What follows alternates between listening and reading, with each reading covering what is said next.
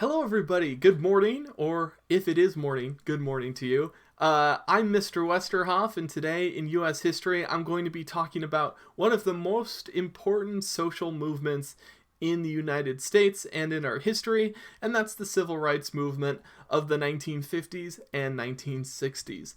And before I begin, I would just want to ask you guys, what are some things you know about this movement, and who are some people from this movement that you remember? We're going to go a lot more into detail, though, and go kind of in order. I know it's popular in America to know about the big highlights, including the March on Washington, but a lot of things happened before that. In fact, I'm going to be talking about, in just this video, which should last, 15 minutes or so, about all the stuff that happened before then. So let's have some background into what segregation was and why people were so against it, and why people were actually for it, which is also something to remember, that we had the people who were pro-segregation and anti-segregation. We're going to be talking about the civil rights movement, which was about taking segregation down. So what is segregation in the first place? It's separation of people by race.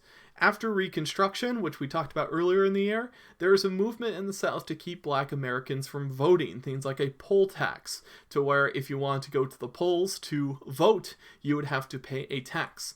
And sometimes it was prohibitively expensive. There's also things like a grandfather clause, basically a law saying you can't vote unless your grandfather did. Well, if your grandfather was a slave and could never vote, well then you can't vote. And there are also things called Jim Crow laws, which were laws put in place to enforce segregation, including in public places and public transportation.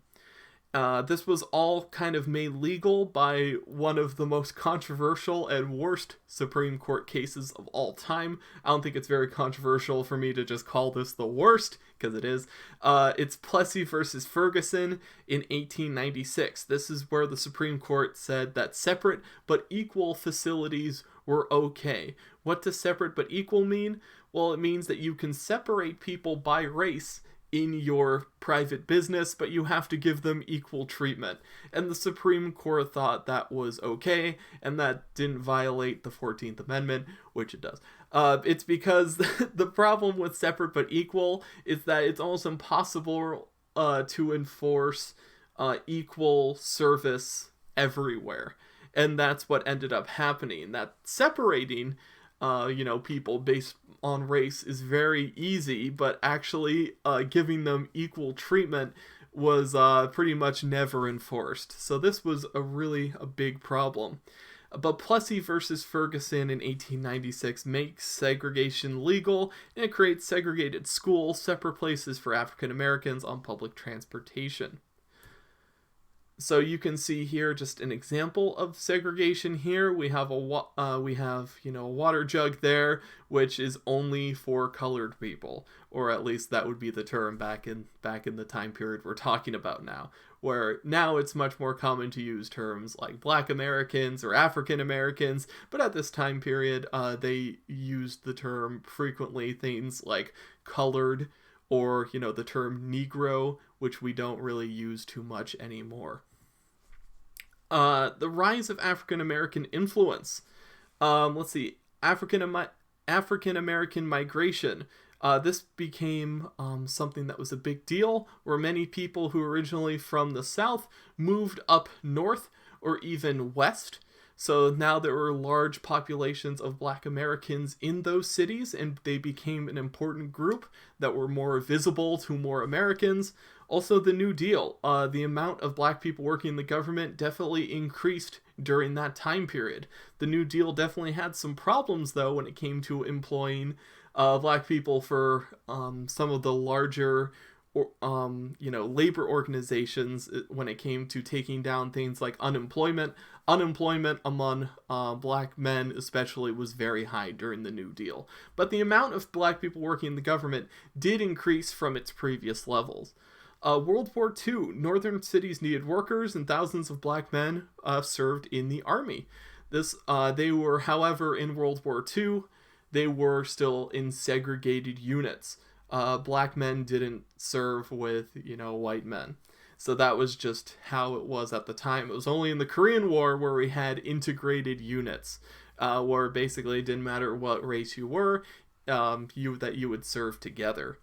Also in World War II, a very important aspect of that war and what made people change their minds about some of these ideas, especially when it came to race, was that people saw the results of the Holocaust, and they saw what happens when you have an ideology in power that is explicitly racist, like the Nazis were. They saw kind of the consequences of that kind of idea of racial supremacy once it becomes, intrinsic to the government, once it becomes national policy, how damaging and how terrible that can be. So that really changed a lot of people's ideology too when it came to, hey, is America really, the land of the free? Well, it's the land of the free for some people, but not for everybody. We were also trying to, when we were fighting against the communists, ideologically, we'd say we're all about freedom and, freedom of choice and freedom of movement, and they would counter back, well, what about, the black population, your country, are they very free? And it was something to where we had to kind of say, okay, well, we have some issues here with providing equality and freedom and these ideas kind of in our founding documents to everybody in our country. We can see an example here of a lot of the protests that were happening around this time. This is going to start in the mid-1950s and extend into the 60s as well. You can see pretty clearly on the signs here the kind of things that they were fighting for. We demand equal rights now. Let's see, we want integrated schools now. So basically a school where you would have every kind of race represented. Decent housing, an end to bias. Let's see, an end to police brutality. So you can see pretty clearly on each of these signs what Black Americans were really fighting for. So a lot of this comes to a head in Brown versus Board of Education. This was in 1954, the Supreme Court ruled that the previous Plessy versus Ferguson case that allowed separate but equal facilities was basically null and void. Brown versus the Board of Education made it so you can no longer have segregated schools. Every school in the nation had to be integrated and could not deny students based on race. There's more about this too in your books on page 932. So basically this ends separate but equal, that protection that was in the Constitution, based on the arguments I talked about before, where it violated the 14th Amendment and also ensuring equal service was basically impossible. Reaction to Brown versus the Board of Education. Well, African Americans rejoiced. Eisenhower backed the Supreme Court, but he privately disagreed. One of the popular things at this time was basically to think that, businesses should have the freedom to choose whether or not to be segregated or not. And that, basically denying people that was denying, businesses their freedom to choose. But then, of course, the problem there is that you're denying people the freedom to enter and choose to go to your business. So it's somewhat of a catch-22. But during this time period, that was really the main argument in favor of segregation, is that we shouldn't have the government telling us what we can do with our businesses. America should be based on freedom. Unfortunately, this to some people means the freedom to deny equal service. Let's see. Georgia's governor fought the ruling and just straight up was saying, we will not tolerate the mixing of races. So this is where you have a lot of people in the government, especially in state governments, just being full out 100% racist. There's no sugarcoating that. There's also a reignition of the Ku Klux Klan. They ended up having their activities, start up again, especially after this decision in 1954. 90 members of Congress expressed opposition to this. They had something called the Southern Manifesto. They thought that the court was denying them their rights. And, it's like their rights to what? And this goes back to even kind of the idea of states' rights back in the Civil War. It's like, you're denying our states our rights. It's like, states' rights to what? It's the rights to, own and enslave people. And in this point, it's like, Yeah, it's like the court's denying you your rights to be, racist and deny people service based on their race. So it's once again, it's kind of circular logic. It's like we want the rights to deny people based on how they're born or how they look, which doesn't sound like equality at all. And of course, we have some of the people protesting against the Brown versus Board of Education ruling here, and we can see some of their signs. Race mixing is communism. Stop the race mixing. All right, so this is just straight up. They think that trying to mix, races together or having equal rights and stuff like that is some sort of communist plot. This was the thinking at the time in a lot of these states. So yes, very, very different time period for sure. The Montgomery bus boycott goes from 1955 to 1956. This is where we have, of course, Rosa Parks. And we talked a lot about this for your assignment, so I'm not going to go over it in a ton of detail right now. But just the basics of what you need to remember is that basically in the city of Montgomery, that there is a bus boycott where basically almost, I think it's like 55,000 people who would normally ride the buses, Black Americans, chose not to ride the buses for almost an entire year until they finally, desegregate the buses. So it just goes to show that the political action of people can really change the world. Integration to Little Rock. This was in 1957. This came to integration of schools. So the bus boycott was about integration of public transportation. This is going to be about integration of schools. Of course, integration means bringing together different races. The Arkansas National Guard, actually, so the ones led by the state government, held back Black students from attending school. They actually sent their National Guard to stop students from going to school. Eisenhower was really unhappy about this, the fact that they were going against a Supreme Court decision and the federal government in general, so he kind of countered back and sent the 101st Airborne Division, which is pretty famous from their actions in the book and series Band of Brothers, to go and protect the students and make sure no one would harass them as they went to school. And this lasted for almost a year. So imagine every day you have a soldier, with their rifle next to you, making sure you get to school without you being attacked. Just goes to show some of the bravery and craziness that was going on during this time. The fact that, these people had to fear for their lives and needed, assistance from the U.S. Army. These people had fought in, some of the most, this unit who had fought in some of the hardest fighting in World War II now was protecting, little kids going to school.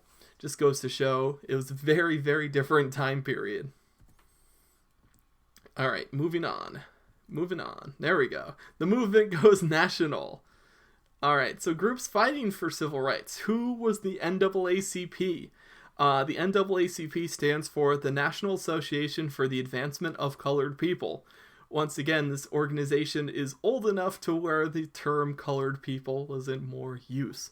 The NAACP is important because it was one of the first organizations really trying to advance Black Americans, especially when it came to their legal rights. It focused on challenging laws. It was one of the founding members was a famous American by the name of W.E.B. Du Bois.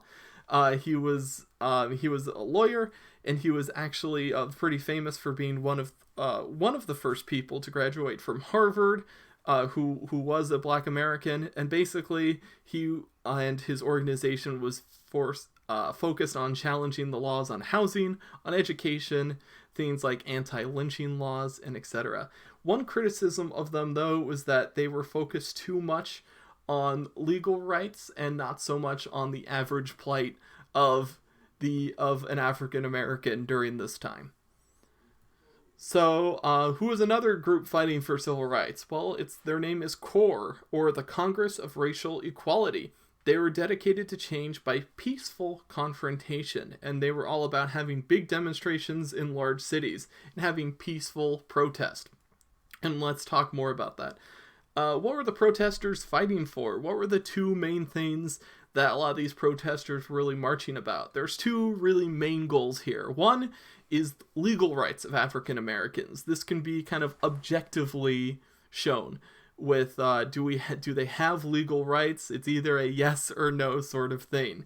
So they're fighting for legal rights, but they're also fighting for social acceptance of African Americans, being equal to other races and equal treatment too. And that's something, and that means a more just society. And that's one that's harder to really measure. And that's something that still is being fought over to this day. It's not something like legal rights where you either have it or you don't, where segregation is either legal or illegal. Social acceptance and kind of the idea of all races being treated equally is something that is still an issue to this day. But it has definitely gotten better since the 1950s, for sure. Alright, what's the philosophy of nonviolence all about? Violence and hostility was rampant with the pro-segregation whites, the people who were fighting against the people who were fighting in favor of segregation, who wanted the races to be separate, especially white people who wanted this. Basically, they were using a lot of violence and hostility and terror. That was something that was pretty common, especially if you look at the tactics of like the Ku Klux Klan. So the people in favor of segregation overwhelmingly used violence and hostility. However, the Southern Christian Leadership Conference, the SCLC, was preaching the opposite. The leaders of the movement were preaching nonviolence, which is a peaceful way of protesting against restrictive racial policies. And the idea behind it is do not resist even when faced with violence.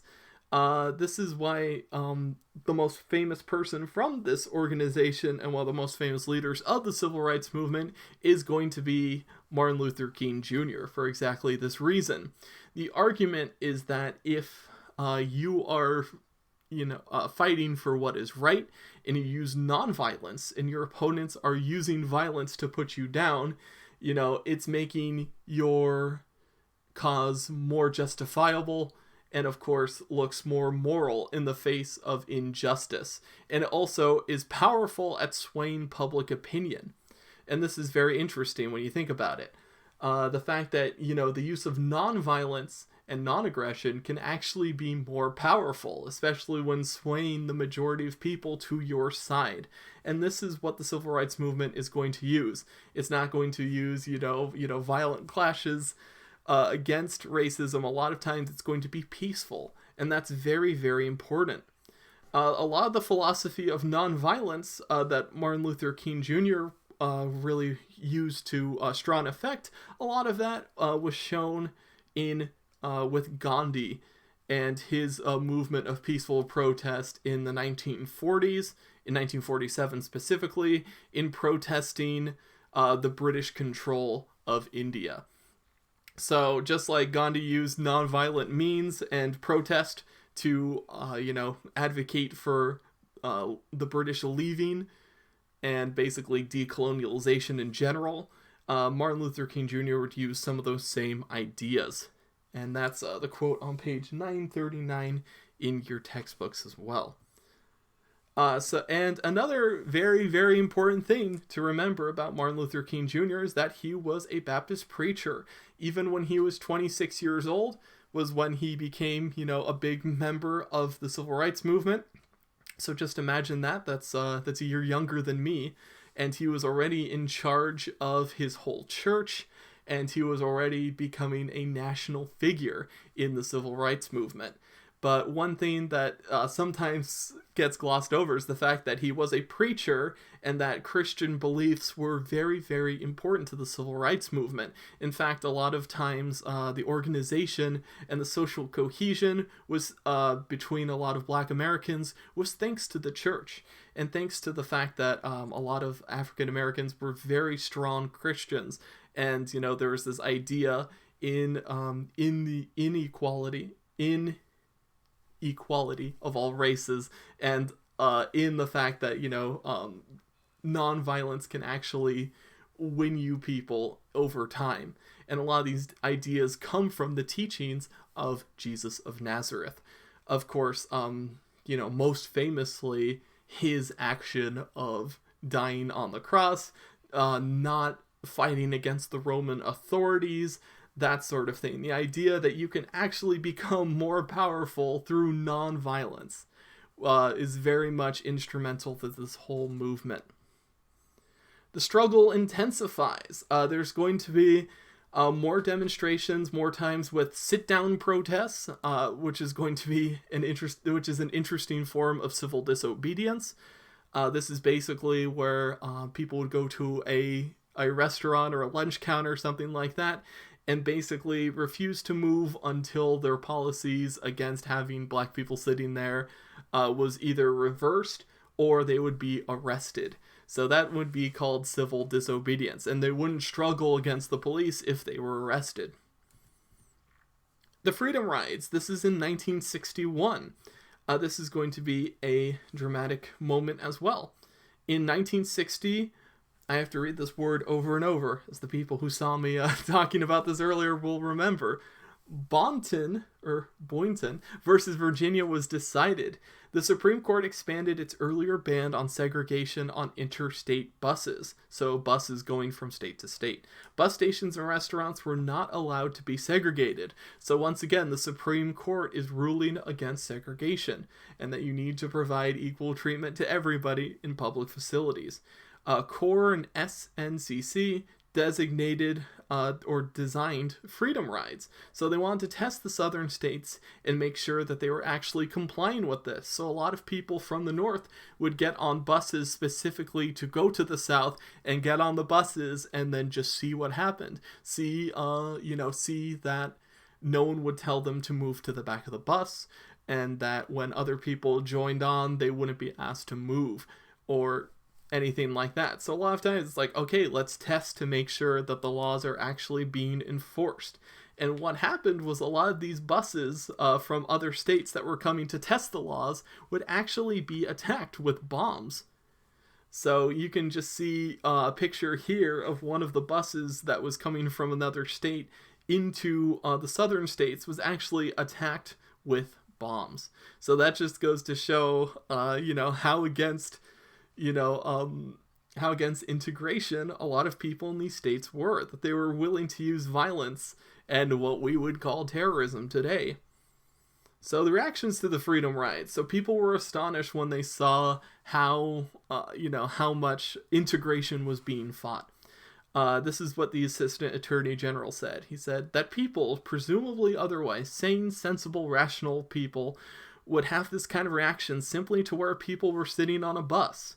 So people were shocked at, basically what was happening with the resistance to integration in the South especially. Violence in the South was escalating. The Attorney General, Robert Kennedy, who was John F. Kennedy's brother, he was the Attorney General at the time, he sent the U.S. Marshals to protect the buses to make sure they were not attacked, and he was also working on wider desegregation on planes and trains. So public transportation is going to be very important to make sure we don't have those be segregated as well. Even places like a theater where, black people would be told to sit up in a balcony as opposed into, just the regular seating. This was something that was pretty common at the time. So the fact that we're trying to desegregate these public places and public transportation, and will sue the local communities that did not comply, because remember, this is going against what the Supreme Court has decided. Alright, 1963, we have the last topic that we'll talk about today. This is going to be in Birmingham, Alabama. This is where there were 50 racially motivated bombings that had happened there. So think about that, just 50 bombings of anything that was going against integration. So these were the people in favor of segregation, and anytime, integration was pushed, it was being fought back with violence. Scenes of the police attacking peaceful protesters shocked the nation. Television is going to become key in showing Americans what life was like for blacks in the South. This is really going to sway public opinion too. And we even have some monuments here, some of the most famous pictures that were taken during this time, and scenes that people saw in their television screens at home. TV is really going to shape public opinion towards the civil rights movement. Martin Luther King was put in jail and wrote his famous letter, which many of you have read in school, a letter from a Birmingham jail, which is one of the best, letters and arguments in favor of integration ever written. And you can see here some of the memories of this incident in Birmingham, Alabama. We have the sculpture there and the picture there too, of where these peaceful protesters were attacked with dogs and police, and even in some cases, these high pressure water cannons. And basically the extreme reaction to people peacefully protesting is going to change a lot of public opinion. So next time we're going to be talking about the federal government's response to all of this, and talk about the March on Washington and the Civil Rights Act. So I hope you join me then. Thank you for watching. Bye-bye.